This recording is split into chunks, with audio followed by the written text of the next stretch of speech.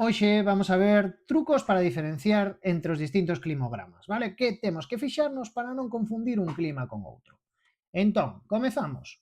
Vamos a ver un clima oceánico, neste caso Oviedo. Vedes que o que vai a identificar claramente que pode ser oceánico é que nunca hai aridez, ningún mes hai aridez, a barra das precipitacións nunca está por debaixo da liña das temperaturas. Podería ter por debaixo un ou dous meses e seguir sendo oceánico, pero nunca podería ter máis deso. Entón, eso nos elimina directamente todos os climas mediterráneos e todos os climas de Canarias. Co cal, o único clima co que poderíamos confundir é co clima de montaña.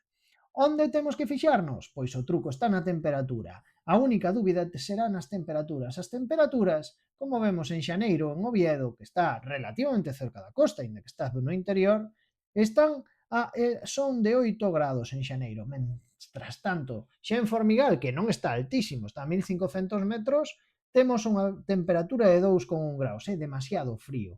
E a temperatura media é de 7,3 graus, é demasiado frío. Vale, nese caso sería de montaña, si é moi frío, si vemos que supera un certo umbral a partir dos 7 ou 8 graus para arriba, vai a ser un clima oceánico. Vai. Ben, aquí temos os climas mediterráneos. Podemos confundir facilmente entre os tres tipos de climas mediterráneos. Podría ser posible. Vemos que hai 4 meses, polo menos, nos que hai aridez. Eso xa nos leva a que os oceánicos e os de montaña están fora. Vale, entón imos a ver como distinguimos entre cada un dos tipos de Mediterráneo. O principal factor no que hai que fixarse para diferenciar entre o litoral que vemos en Valencia e o de interior que vemos en Cidade Real, o que temos que ver é a amplitude térmica, a diferencia entre o mes máis quente e o mes máis frío. A diferencia en Valencia ronda os 14 grados, mentras que a amplitude térmica no interior ronda os 20 grados. É moito máis grande e veríamos temperaturas moito máis extremas no inverno principalmente. Vedes aquí que en Xaneiro, en Ciudad Real, temos 5,7 grados, mentras que en Valencia temos 11,5. Despois teríamos o subdesértico ou estepario de Almería. Isto que ten? Vedes que nunca, xamais, as precipitacións superan a liña de temperaturas. Entón, que temos? Sempre aridez. Hai unha aridez enorme. A amplitude térmica neste caso non nos sirve porque ten a mesma amplitude que o litoral. Está determinada polo mar Mediterráneo. Ronda os 14 graus, ao igual que en Valencia. Pero o que nos diferencie claramente é isto. Mirade que a precipitación anual de 196 milímetros ven a ser un deserto totalmente. Todo o que baixe de 300 estamos falando de subdesértico. Vale, pero veñen os canarios e nos tocan as narices, porque os canarios son facilmente confundibles con estas variedades que vimos antes dos mediterráneos. Vamos a ver as diferencias. Como podemos ver temos aquí, para que vexades, Lanzarote, que temos de o que sería da zona costeira, da zona baixa. Os rodeos que lle chaman medianías e as zonas altas temos aí Izaña. Pero vamos a ver como comparamos.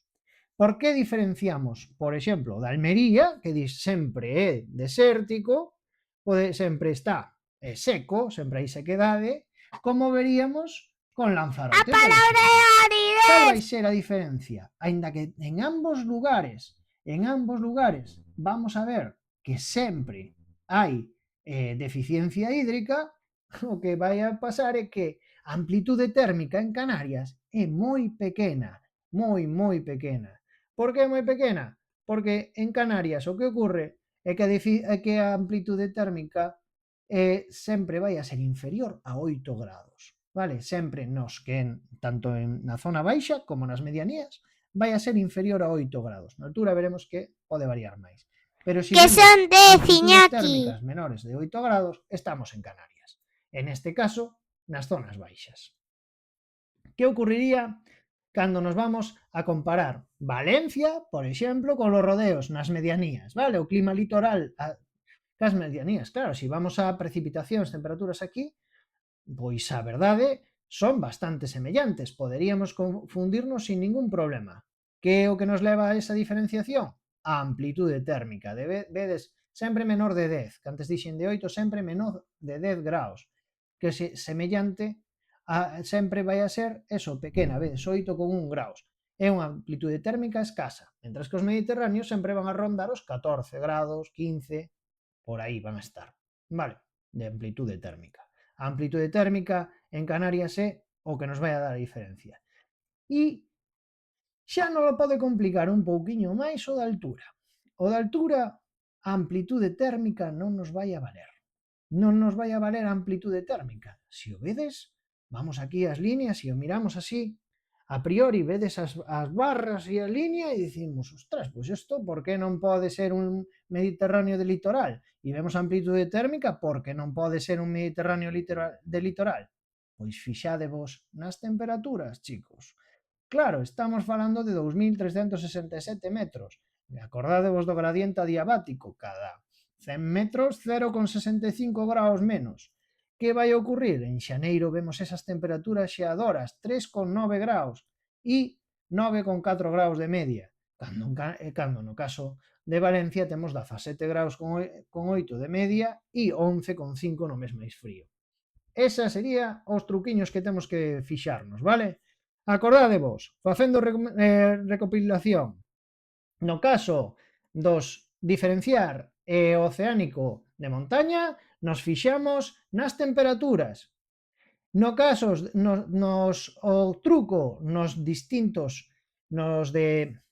que serían entre os distintos de litorais ou mediterráneos sería amplitude térmica entre o de litoral e o do interior e obviamente a enorme escasez hídrica do subdesértico.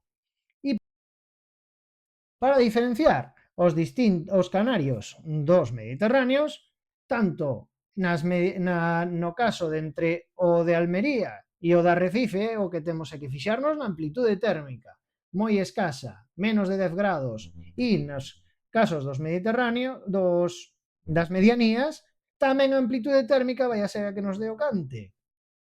Xa en altura, o que vai a chamar a atención non é a amplitude térmica, é o frío, moito frío. E con isto rematamos.